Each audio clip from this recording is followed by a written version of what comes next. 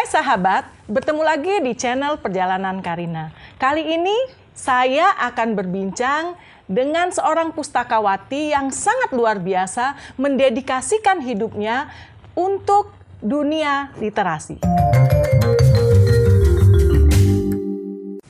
A room without a book, like a body without soul.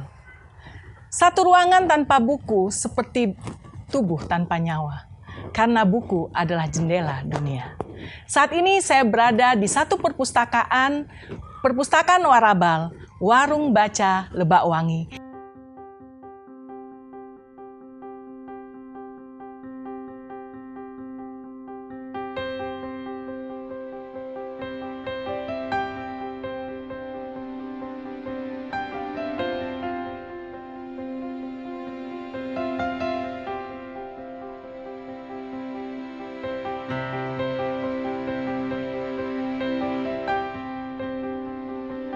Saat ini saya sedang berada di Warabal, Warung Baca Lebak Wangi, yang didirikan oleh seorang perempuan tangguh yang sangat luar biasa menjadi inspirasi bagi kita semua. Siapa dia? Ibu Kiswanti.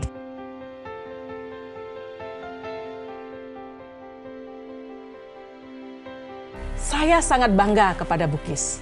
Dari awal saya mengenal Bukis itu adalah sosok yang bagi saya sangat menginspirasi. Bagaimana Bukis membangun Warabal ini menjadi satu rumah baca yang begitu bermanfaat khususnya bagi lingkungan di desa apa ini Bu? Pemagarsari. Desa Pemagarsari ini ya. Dan Bukis sudah meraih banyak penghargaan sebagai pustakawati yang sudah tidak diragukan lagi. Tapi kan ada kisah-kisah yang saya dengar dari Bukis waktu itu yang ingin saya juga bagikan kepada sahabat-sahabat dari Perjalanan Karina. Supaya apa Bu? Supaya kita bisa belajar lebih lagi bahwa kepedulian, tugas kemanusiaan itu menjadi tanggung jawab siapapun. Dan keterpanggilan itu tentu di lingkup dan bidang yang berbeda-beda. Nah, Bukis, saya pingin mengulang sedikit nih review gitu. Saya sempat mendengar awalnya kan Bukis itu melakukan gemar membaca itu justru karena kemarahan. Betul. Saya ingat sekali waktu itu Bukis cerita itu betul. Selalu ada sama saya karena kemarahan, karena kondisi, karena kemiskinan pada masa kecil Bukis. Boleh nggak Bukis cerita dari awal seperti apa waktu itu gitu? Terima kasih Bu Karina, ini satu kehormatan buat Kiswanti pribadi ada berada di channel Perjalanan Ibu Karina, dan terasa deket. Alhamdulillah pernah dalam waktu yang cukup lama juga ya kita di luar negeri, kita sama-sama mencari makanan yang halal kesulitan dan sebagainya. Dan luar biasanya di sana adalah tempat belajar, banyak hikmah yang saya peroleh, dan itu semakin menguatkan saya pribadi juga, terutama saya ceritakan untuk lingkungan juga bahwa di negara kita tuh lebih kondusif dari beberapa negara yang lain yang saya pernah kunjungi kita datangi gitu. ya. Iya. Benar pepatah orang tua dulu, jadi hujan emas di negeri lain lebih baik hujan batu di negeri sendiri, itu iya, benar sudah saya rasakan. Sebelum saya cerita, semoga saya tidak menangis. Karena setiap saya ditanya perjalanan saya pasti itu mengorek luka lama saya. Tapi itu yang sangat menginspirasi. Kenapa saya bukan ingin mengajak Bukis menangis, tapi saya ingin apa yang Bukis alami itu menjadi inspirasi buat mereka yang ada di sana, khususnya sahabat-sahabat Perjalanan Karina gitu. Amin. Memang benar yang disampaikan oleh Ibu tadi. Saya gemar membaca itu adalah karena kemarahan saya. Sebenarnya waktu itu saya bilangnya dendam, tapi kan orang dendam itu tidak diperbolehkan, tidak baik. Jadi ya ini adalah wujud dari kemarahan saya karena mau sekolah saya tidak bisa sekolah karena kemiskinan orang tua saya, dan akhirnya orang tua saya setiap hari itu mengajak saya menggunting huruf per huruf, dan itu menjadi akhirnya saya diajarkan untuk menyusun menjadikan sebuah kalimat, dan lambat laun saya bisa membaca, dan saat bisa membaca tuh keinginan sekolah itu sangat kuat. Dan pada tahun 70-an itu sekolah Bukis di mana itu? Saya terlahir di Jogja, di Bantul, tepatnya itu di Bantul itu dekat pertemuan Kali Opak dan Kali Oyo. Ada SD Kepuh, waktu itu masih di rumah warga, dan saat saya sudah bisa membaca kisaran umur usia 6-7 tahun, keinginan sekolah itu sangat kuat, dan saya datang ke sekolahan itu yang masih terbuat dari masih di rumah warga dan terbuat dari bilik bambu. Jadi kita bisa mengintip apa yang ada apa yang sedang pelajari di sekolah itu langsung di dalam ruangan. Dan gitu. Waktu itu kan guru tuh menulis di papan tulis, terus murid-murid menyalin, terus nanti ada kalanya berapa hari kemudian ada ulangan. Nah, guru menulis pertanyaan di titik-titik itu. Nah, karena saya sudah membaca di rumah, saya seringkali bisa menjawab pertanyaan-pertanyaan yang ada di dalam ruangan kelas waktu itu. Sementara Bukis tidak ada di dalam ruangan. Tidak ada Bukis di ruangan. ngintip-ngintip nih ceritanya. Ngintip itu. Itu hingga kelas 2. Kelas 2. Teman-teman saya kelas 2 SD saya masih ngintip-ngintip, dan itu Bukis lakukan terus-menerus. Terus-menerus setiap hari itu. Dan karena waktu itu yang punya sekolah masih saudara, masih nak sanak kok di Jogja. Dan sementara almarhumah ibu saya membantu kok disebutnya ART itu di rumah yang punya sekolah itu. Jadi kan rumah tangga di situ. Iya, jadi kan saya leluasa ikut, jadi ngintip, dengar jelas apapun yang dipelajarin di dalam kelas itu. Dan tapi tidak boleh masuk. Tidak, karena saya tidak sekolah, otomatis karena tidak masuk, terdaftar sebagai murid. Betul. Dan ada teman saya selalu saya bisikin jawaban di papan tulis, akhirnya teman itu selalu mendapat nilai 10. Yang baik. Nilai 10, kalau nilai 1 sampai 10, kok 10 sampai 100 teman saya itu selalu mendapat nilai 100. Nah, dari situ rupanya pernah suatu saat ketahuan kok selalu menengok ke belakang, padahal itu sedang saya bisikin. Nah, dari situlah akhirnya saya diperbolehkan masuk sekolah di situ, dan orang tua saya tanpa sepengetahuan orang tua saya, jadi saya masuk sekolah, dan saya juga tidak punya buku. Jadi kalau menulis, ada teman saya namanya Mbak Kristina Ruwati, semoga beliau senantiasa sehat. Beliau selalu memberikan saya 1 lembar kertas, dan terkadang teman-teman kok pensil sudah pendek tuh dibuang. Nah, itu saya diraut lagi. Terus saya ini lagi pakai kertas, terus diikat-ikat karet, jadilah pensil yang panjang. Nah, disitulah, dan setiap pulang sekolah, kertas lembar-lembar kertas itu saya sembunyikan di bawah karung merang. Kok di kampung tuh buat bahan bakar kan dari sekam. Nah, itu di situ. Nah, terus itu disembunyikan supaya orang tua tidak tahu? Agar orang tua tidak tahu bahwa saya sekolah.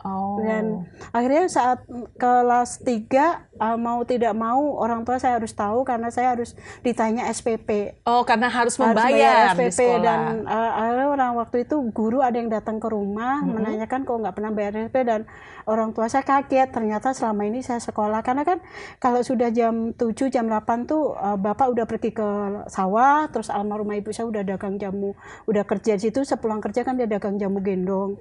Dia itu tidak tahu kok saya sekolah. Akhirnya dari situlah saya diminta berhenti, tidak boleh sekolah. Kecewa, nangis. Dan Bukis juga berhenti akhirnya? Sempat berhenti, tapi saya tetap nekat sekolah. Tetap saya datang ke sekolah, walaupun hanya ikut teman-teman baris, saya di pojokan tetap saya mengintip. Dan akhirnya saya sama dulu ada guru yang mengizinkan saya boleh masuk. Tapi tetap harus bayar SPP. Nah, suatu saat karena saya tidak pernah bayar SPP, di kelas 4 itu teman-teman saya tidak mau berteman dengan saya. Iya, saya dengar Bukis sempat dibully. Iya, dibully kan waktu itu rambut saya panjang bisa sepinggul. Jadi saat duduk di kelas, tiba-tiba rambut saya diikat sama kursi tempat kami bersandar. Sama teman-teman? Sama teman-teman. Begitu saya bangun, saya terjatuh, terus mereka tertawa? Mereka tertawa dengan bahagianya, dan saya tidak ada yang menolong, dan itu guru pun tidak tahu. Karena saat udah jam istirahat kan guru langsung ke kantor, jadi tidak ada yang tahu menahu itu. Dan Bukis tidak berani juga untuk mengeluhkan hal itu? Karena saya bukan siswa. Bukan karena siswa tadi yang bayar. Tidak siswa yang membayar itu. Jadi karena melihat ada beberapa guru yang memang menunjukkan raut tidak suka dengan saya. Hanya satu guru yang sayang sekali sama saya, beliau adalah almarhum Bapak Bukhori. Beliau sayang sekali sama saya, jadi saya bisa kuatir sama almarhum Bu Rusmina. Disitulah saya bertahan di situ, kan ada 2 guru yang sangat menyayangi saya. Yang mensupport keberadaan ibu waktu itu bahkan buku pelajaran pun saya selalu dipinjamkan. Dan tidak hanya itu, kadang-kadang saya dikasih getah nangka yang dicampur dengan kotoran ayam yang kok disebutnya lencong ya, aduh orang untuk beli mendalik dan begitu ini rambut saya udah terus kadang-kadang ditempelin semacam buah bunga seperti kancing yang kalau sudah nempel ke rambut tuh yang susah lepas itu ya, susah dilepas. Iya. Nah karena kejadian itulah akhirnya mau tidak mau rambut saya dipotong seleher, potong pendek, mending kok pakai gunting, pakai itu sabit yang untuk buat sawah itu, buat motong biar tidak dijahilin oleh teman-teman. Nah, ada namanya Bapak Sami, beliau itu kepala sekolah waktu itu, ada rupanya penilik sekolah karena tidak lama kemudian sekolah itu dibangun di lain tempat. Jadi waktu itu ada kunjungan dari kepala dinas atau gimana, terus kok ada anak kok main di pesarean, kata gitu. Terus terus si Pak kepala sekolah itu deketin saya, panggilan kesayangan itu, kenapa kamu kok main di pesarean, kata. Iya Pak, saya kan nggak punya temen, main ke perpustakaan. Nah, nangis lagi saya. Karena harus daftar kalau di perpustakaan. Saya nggak bisa ke perpustakaan, kalau ke perpustakaan harus daftar Rp2,5. Dan Rp2,5 tuh sungguh sangat banyak besar, waktu itu buat Bukis ya. Itu bisa buat beras 5 kilo waktu, saya ingat sekali itu. Saya nggak bisa, Bapak kan harus bayar Rp2,5. Dan akhirnya entah apa yang terjadi, terus saya diperbolehkan masuk ke perpustakaan itu. Dengan syarat saya mencatat buku yang dipinjam, buku yang dikembalikan. Bukis ikut membantu akhirnya di perpustakaan sekolah itu. Iya, dan buku yang baru datang tuh ditulis, dan bahkan waktu itu saya sudah mulai mengoperasikan mesin ketik. Saya masih ingat sekali mesin ketik Triumph itu tahun 1945 karena ada belum lahir itu. ada tulisannya, jadi cetak jadi nulis itu, dan dengan syarat tidak boleh banyak salah. Kalau banyak salah kan nanti ngulang lagi terus boros tinta sama itu. Hati-hati sekali saya bilang. Bu, boleh enggak kok saya memilih dengan menulis manual saja, karena daripada membuang tinta dan sebagainya. Saya dan kertas dan lainnya ya. Akhirnya dari situ kelas 4 itu saya resmi menjadi anggota perpustakaan. Dari situ saya sering menjadi wakil sekolah untuk kalau lomba cerdas cermat ke tingkat wilayah dan baca puisi, karena saya dikasih karunia suara lantang dan kok membaca kencang dan berani ya, katanya begitu, saya tomboy kata. Dari situ akhirnya saya lulus tahun 80 dengan nilai 63 dari 9 pelajaran waktu itu. Dan itu udah di atas rata-rata, dan banyak guru yang mau membiayai saya sekolah, tapi sama orang tua saya tidak diperbolehkan. Dan semenjak itu saya cuma membaca buku, beli buku pelajaran SMP, beli buku pelajaran jadi otodidak, belajar sendiri jadi akhirnya. semacam mengkondisikan kok teman saya SMP ya saya sekolah SMP, teman saya SMA itu sebenarnya Bukis sudah merintis homeschooling waktu itu sebenarnya. Untuk diri sendiri. Untuk diri sendiri sebenarnya. Dan dari kegiatan situ banyak teman-teman yang sekolah di formal tadi malah belajar bertanya, sama saya. Kan? Ya. Terutama kalau ada tugas matematik sama tugas menulis. Kan dulu kan ada pelajaran mengarang. Ya, betul, mengarang, kalau enggak membaca buku terus nanti membuat majalah dinding, kayak membuat sinopsis dari buku itu tadi. Nah, itu selalu saya membuat dan teman-teman itu tadi menjadi nilai bagus. Oke, itu perjalanan Bukis dari kecil ya sampai bagaimana menggemari buku. Nah, sekarang mau tanya, bagaimana Bukis merintis Warabal ini? Karena kan saya dengar Bukis waktu itu jualan jamu keliling. Betul. Dengan sepeda kan? Dengan bersepeda keliling, terus sampai akhirnya adalah bangunan yang nyaman, yang cukup mewakili representatif untuk sebuah perpustakaan dan sangat bermanfaat bagi masyarakat sekitar. Gimana Bukis kok bisa sampai terbersit untuk mendirikan perpustakaan? Iya. Sebenarnya kalau cita-cita pengen mendirikan perpustakaan itu saat tahun 72 ya, waktu itu pas hari lahir saya 4 Desember di tahun 72, saya selalu menjadi semacam kebiasaan setiap hari lahir saya pengen punya cita-cita, target. Kayak ada nasar, ada keinginan target, gitu ya. Punya target gitu. Ada pas itu saya pengen bercita, pengen punya. Jadi seperti resolusi tahun baru misalnya gitu ya. Itu dan saya tempel di bilik dengan nasi, cita-cita mendirikan perpustakaan gratis itu dari tahun 72. Oh, berarti dari dulu tuh Bukis sudah punya keinginan untuk bagaimana nantinya membangun sebuah perpustakaan. Itu istilahnya itu karena kepahitan ya. Iya. Waktu itu sulit sekali untuk mendapatkan buku. Jangankan untuk sekolah ya, untuk dapat buku aja sulit. Iya, gitu. itu awal mula dan itu cita-cita itu selalu terpelihara. Saya bilang selagi saya yakin sebuah doa itu tidak dikabulkan hari ini, pasti disimpan dan pasti akan, kalau memang Allah mengizinkan, pasti akan terwujud, nggak tahu kapan betul. boleh Jadi, terwujud. Itu adalah, tapi kan tekad yang kepasaran yang luar biasa kepada Tuhan, tapi ikhtiarnya Bukis juga luar biasa kan? Iya, betul. Dan karena memang sejak tahun lulus SD itu kan langsung SMP, udah mau mulai membaca buku SMP, SMA. Nah, saat tahun 87 sudah bingung karena teman-teman yang SMA udah lulus. Mereka kuliah, saya nggak mungkin membaca buku kuliah karena udah kejuruan, nggak mungkin saya pelajari secara sendiri itu. Akhirnya saya mulai dari 87 itu mengkoleksi buku dan sudah mulai memiliki perpustakaan mini di Jogja, namun kok koleksinya kurang nambah. Saya punya teman koresponden di Jakarta dan saya kok Jakarta tuh bagaimana sih suasananya dan kerjanya apa. Nah, tahun 87 saya datang ke Jakarta, itu tepatnya bulan Maret. Saya kerja di warga Filipina. Suaminya orang Filipina, istrinya orang Belanda. Saya kerja di situ, saya udah pembantu yang ke-7 dan saya jadi asisten rumah tangga. Jadi asisten rumah tangga dan saat saya baru 1 minggu situ menggantikan teman yang biasanya bagian terima telepon di kantor itu. Dan saya kaget, ternyata di ruangan situ banyak buku yang sedang saya inginkan.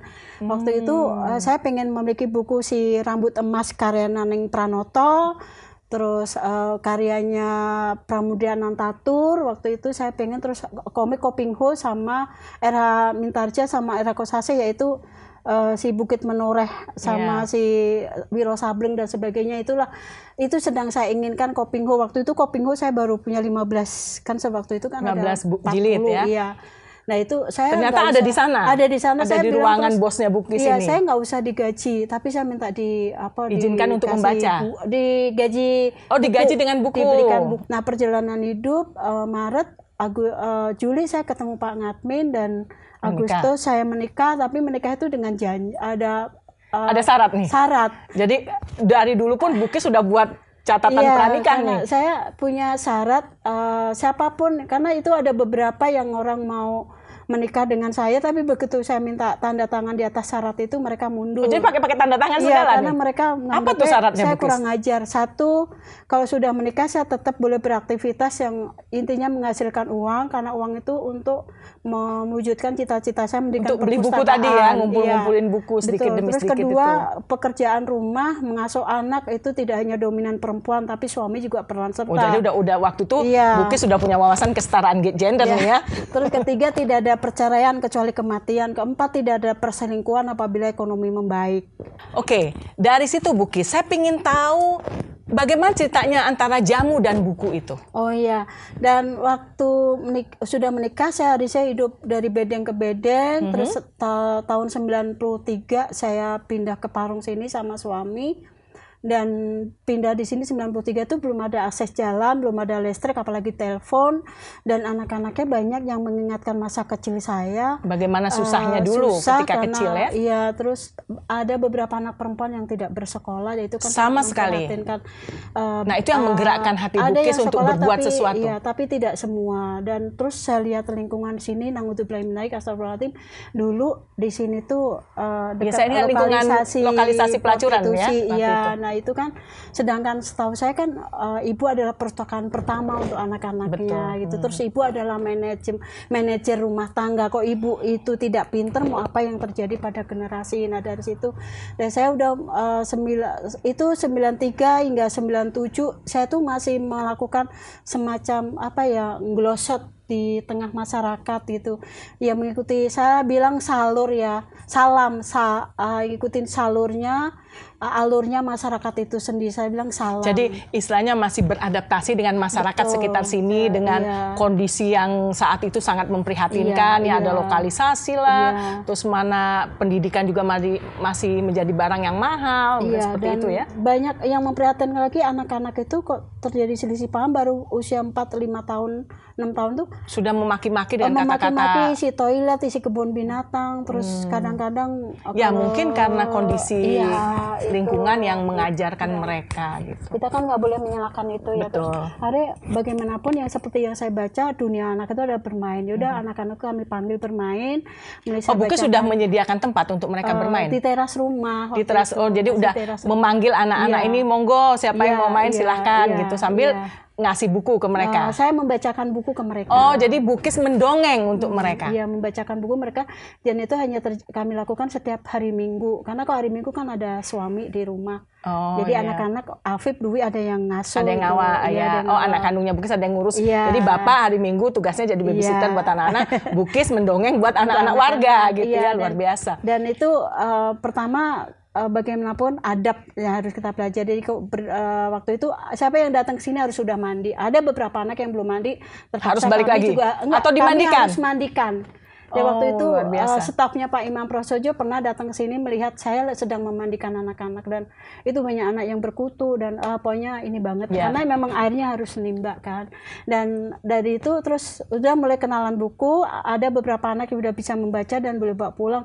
Udah sedih saya, kenapa bukunya nggak nambah-nambah kan. Akhirnya ya udah, saya, orang tua saya dulu pernah jualan jamu, saya masih memiliki sedikit Pengetahuan resep, membuat jamu membuat itu. kunyit asem. Nah, saya jualan kunyit asem sambil Keliling. bawa buku, dan itu nggak tahu tiba-tiba punya ide jamu buku-buku. Yang mau pintar baca buku, yang mau sehat minum jamu, yang bersih Jamu buku-buku gitu ya. Jadi yang mau pinter baca buku, yang mau sehat minum jamu Jangan gitu. Dan merasa itu rugi. keliling Bukis. Betul, jangan merasa rugi beli jamu karena uangnya untuk beli buku, dan buku itu untuk Anda. Itu yang saya lakukan. Itu berapa lama? 97 hingga tahun 2000, 3 tahun. 3 tahun Bukis keliling Jalan, itu menjajakan berjalan jamu kaki sama sambil buku.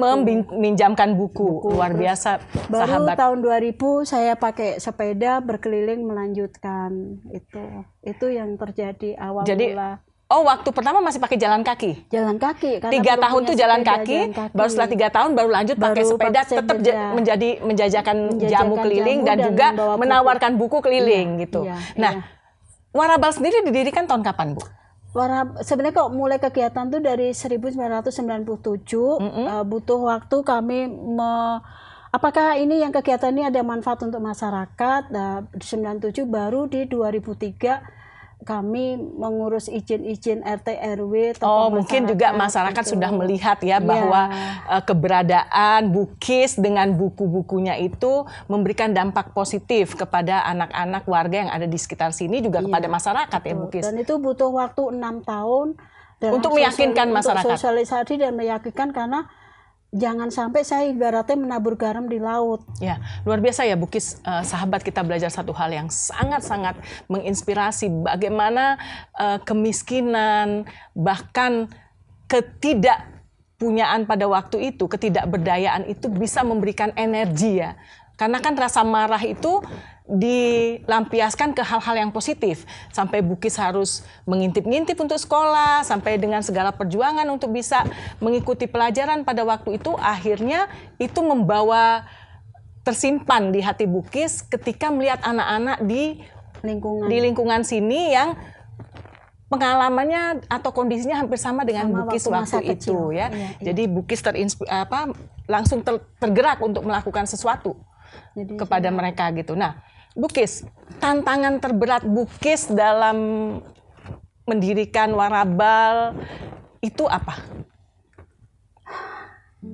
Tantangan terbesar itu adalah meyakinkan warga masyarakat itu sendiri, Ibu. Karena saya selalu sampaikan pada beliau-beliau, saya jujur, saya hanya lulusan SD, dan untuk memiliki buku pun saya juga harus melaporkan diri setiap bulannya selama 10 hari. Karena saya bukan puasa, tapi melaporkan diri. Saya tidak makan dari pagi hingga maghrib. Jadi saya nabung 3.000 per hari. 10 hari kan saya punya uang 30.000. Bisa beli 1 buku? Iya, 1 tahun bisa 360 buku. Dan dalam 1 tahun itu saya akan lihat anak-anak sekitar yang mereka rajin nyapu halaman, mereka rajin nimbain air keluarga. Nah itu yang saya kasih hadiah, yuk kita jalan-jalan ke toko buku, kalian boleh memilih buku yang mana, tapi setelah kalian selesai baca, kalian kumpulkan dan untuk dibaca yang lainnya. Luar biasa. Juga aku harus jadi pembantu rumah tangga hanya untuk sekedar sebuah buku itu. Luar biasa sahabat. Ini benar-benar sangat menginspirasi kesungguhan, satu tekad yang kuat dari seorang Bu Kiswanti yang rela melakukan apa saja demi cita-citanya untuk memiliki perpustakaan. Perpustakaan yang tentu saja untuk masyarakat. Karena masa kecil tadi ya Bukis gak mau ada anak-anak yang di sekitar Bukis akan mengalami hal yang sama apa yang dialami oleh Bukis. Nah Bukis, kan sekarang ini Bukis sudah sangat terkenal sebagai pustakawati ya. Bahkan di dunia literasi nasional, semua orang mungkin yang ikut di literasi pasti kenal lah Bu Kiswanti gitu. Kepuasan apa yang Bukis rasa sekarang? Kalau kepuasan jujur belum ada ya Ibu ya. Kalau manusia tidak ada puasnya. Betul, tapi, betul. Ada rasa syukur dengan upaya kecil yang kami mulai. Saya tidak berani menyebut saya mulai, tapi kami mulai. Karena kan ada saya karena dukungan keluarga, betul.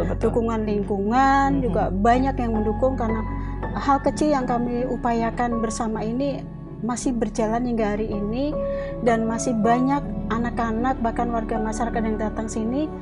Bolehlah izinkan saya sombong, berarti ini ada manfaatnya untuk mereka. Iya, sangat bermanfaat. Itu jadi bukan kepuasan tapi rasa syukur saya. Ya, tidak pernah membayangkan ya sebelumnya bahwa akhirnya Bukis, apa yang Bukis pernah tulis di bilik dengan kertas yang ditempel dengan nasi itu akhirnya bisa diwujudkan. Ya itu sahabat, kalau memang kita bertekad, selalu lakukanlah itu, nanti pasti Tuhan yang akan melengkapinya. Nah Bukis, saya juga mau tanya nih. Bukis kan boleh dibilang gila sekali nih sama buku nih, ya kan? Sampai apapun dilakukan, jadi pembantu, jual jamu, terus sampai apa tadi? Bahkan saya pernah jadi buruh cuci piring. Nah, buruh cuci piring hanya untuk bisa beli buku. Iya. Nah, tapi yang luar biasa Bukis, saya angkat topi, salut sama Bukis itu adalah Bukis ini kan SMP aja nggak lulus, tapi bisa menjadi pustakawati. Itu yang bisa sangat menginspirasi.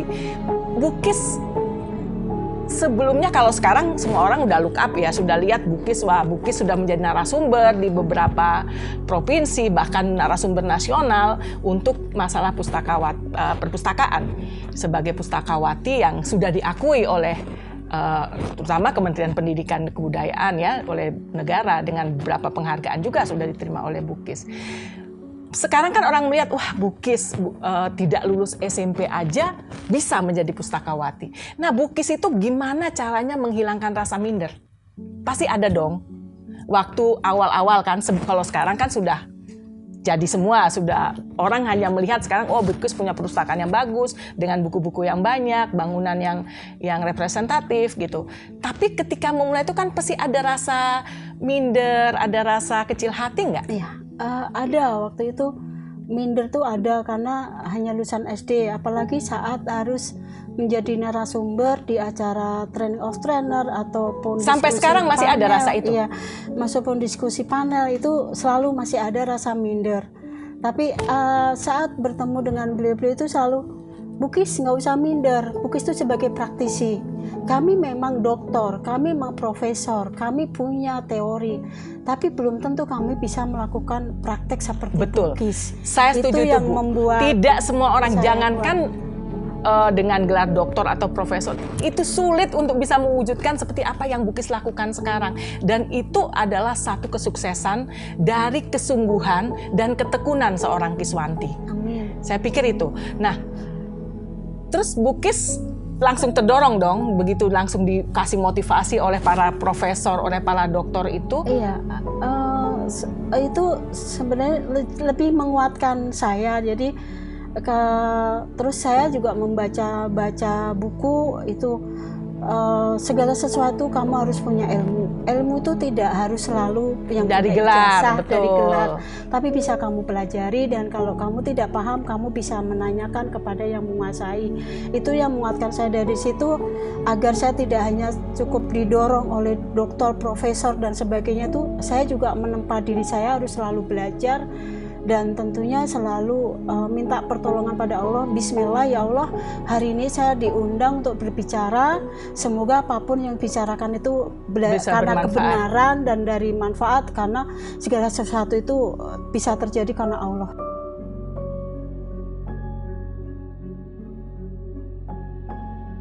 Sahabat, dari inspirasi seorang Kiswanti yang hanya lulusan sekolah dasar berhasil meraih mimpinya, membuat satu perpustakaan yang berarti bagi masyarakat sekitar. Mari kita juga lakukan apapun yang kita bisa, sekecil apapun itu. Masih banyak cerita-cerita lain yang menjadi inspirasi buat kita semua. Masih penasaran kan? Ikuti terus perjalanan Karina setiap hari Jumat jam 8 malam. Don't forget to like, comment, and subscribe. And nyalakan notifikasinya. Bye. Thank you.